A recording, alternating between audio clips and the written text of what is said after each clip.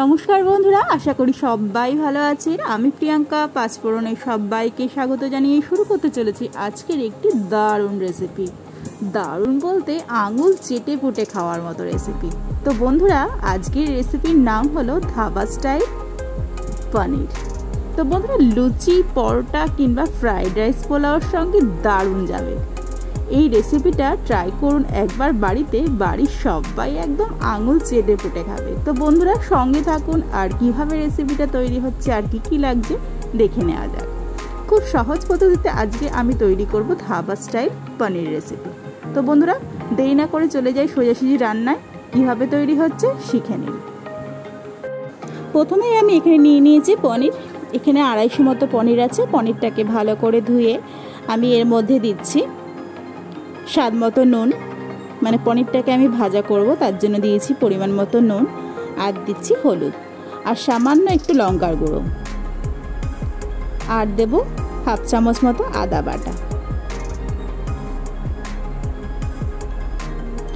এই সবকটা মশলা ভালো করে পনিরের সঙ্গে মেখে নিতে হবে।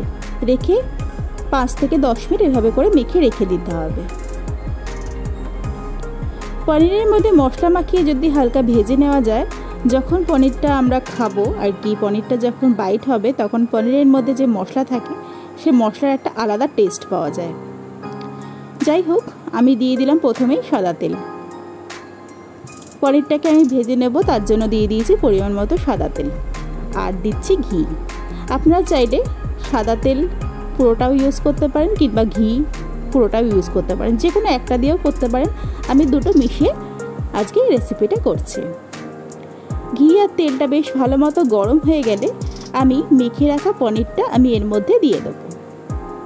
খুব বেশি কড়া করে ভাজতে নেই পনির, যেহেতু শক্ত হয়ে যায়, তাই আমি হালকা একটু নেড়ে চেড়ে পনিরটাকে তুলে নেব।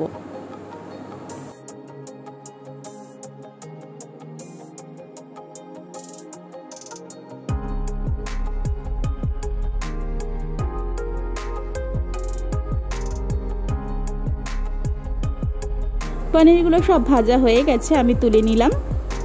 তুলে নিয়ে এই তেলের মধ্যেই আমি রান্নাটা করব। প্রথমেই তেলের মধ্যে দিচ্ছি ফোড়ন, গোটা জিরে, মানে সাদা জিরে ফোড়ন দিচ্ছি, আর গোটা গরম মশলা। গরম মশলার মধ্যে সবকটাই নিয়েছি, ছোট এলাচ, দারচিনি, লবঙ্গ সবটাই দিয়েছি। ফোড়নগুলো একটু ভেজে নেব। ফোড়নগুলো দিয়ে সুন্দর একটা গন্ধ বেরিয়ে আসা অবধি একটু ভেজে নেব। এরপর দেব আমি বড় সাইজের পেঁয়াজ কুচি। আমি বড় সাইজের দুটো পেঁয়াজ আমি কুচিয়ে নিয়েছি, সেই পেঁয়াজ কুচিটা আমি এর মধ্যে দিয়ে দিলাম। পেঁয়াজটাকে সুন্দর করে একটু ভাজা ভাজা করে নিতে হবে।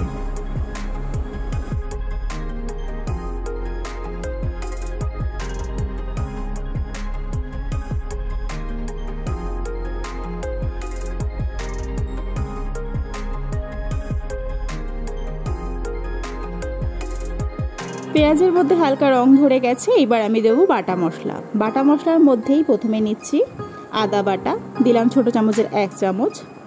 দিচ্ছি কাঁচা লঙ্কা বাটা, এটা নিজেদের ঝাল অনুযায়ী দেবেন। আর দিচ্ছি রসুন বাটা। রসুন বাটার পরিমাণটা একটু বেশি, এটা মোটামুটি বড় চামচের 1 চামচ। এই বাটা মশলাটা দিয়ে খানিকক্ষণ একটু কষিয়ে নিতে হবে।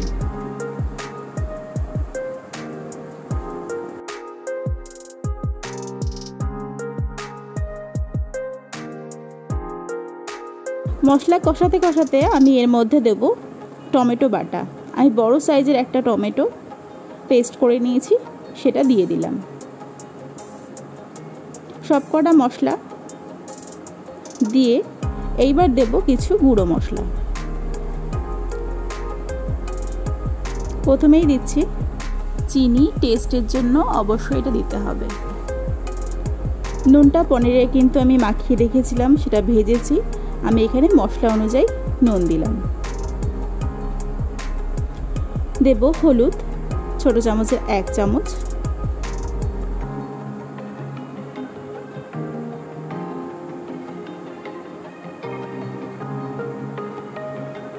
দেব কাশ্মীরি রেড চিলি পাউডার, এটা কালারের জন্য, এটা ঝাল হয় না। এটাও ছোট চামচের 1 চামচ। দেব জিরে গুঁড়ো, এটাও ছোট চামচের 1 চামচ। দেব গরম মশলার গুঁড়ো, ছোট চামচের 1/2 চামচ। সবকটা মশলা বেশ ভালো করে কষাতে হবে, যতক্ষণ না তেল সেপারেট হয়ে আসছে ততক্ষণ কিন্তু খুব ভালোভাবে মশলাগুলোকে কষাতে হবে।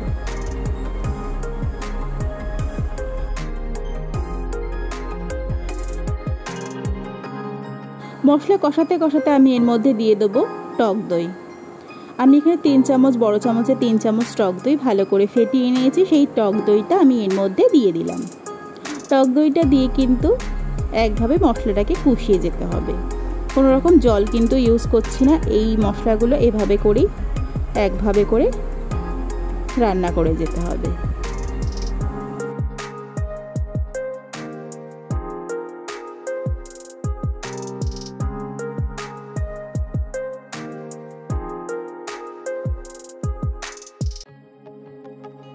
মশলাগুলো বেশ অনেকক্ষণ কষানোর পর দেখুন চারপাশ থেকে তেল ছেড়ে গেছে কেমন। এবার আমি ভেজে রাখা পনিরগুলো এর মধ্যে দিয়ে দিচ্ছি। পনিরগুলো দিয়ে কিন্তু হালকা হাতে একটু মশলার সঙ্গে কষিয়ে নিতে হবে। বেশি নাড়াচাড়া করলে কিন্তু পনিরগুলোকে ভেঙে যেতে পারে। একটু হালকা হাতে একটু মশলার সঙ্গে মিশিয়ে একটু রান্না করে নিতে হবে।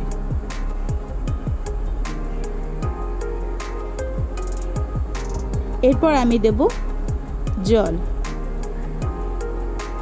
জলের পরিমাণ কিন্তু খুব একটা হবে না, খুব সামান্য পরিমাণ, এটা একটু গায়ে গায়ে মশলা থাকবে, এই রকম রেসিপিটা হবে। খুব বেশি কিন্তু জল দেয়া যাবে না। মোটামুটি ছোট কাপে 1 কাপ মতো আমি জল দিলাম, দিয়ে এটা খানিকক্ষণ হতে দিতে হবে।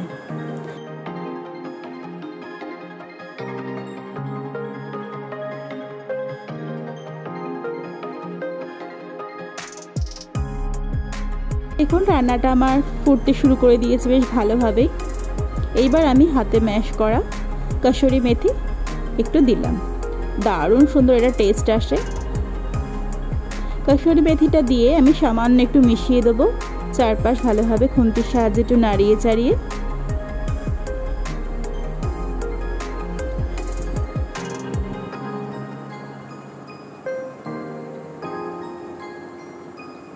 ভালো মতো মেশানো হয়ে গেলে 3-4 মিনিট এভাবে করে লো ফ্লেমে বসিয়ে রাখতে হবে।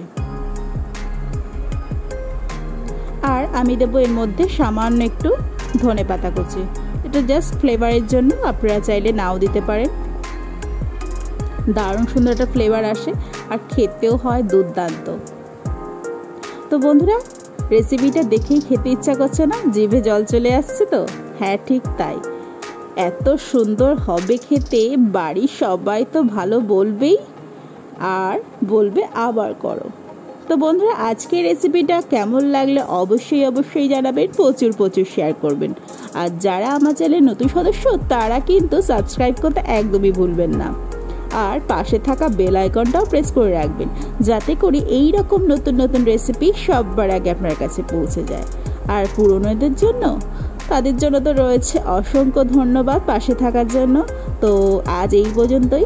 সুস্থ থাকবেন, ভালো থাকবেন, দেখা হবে নেক্সট ভিডিওতে।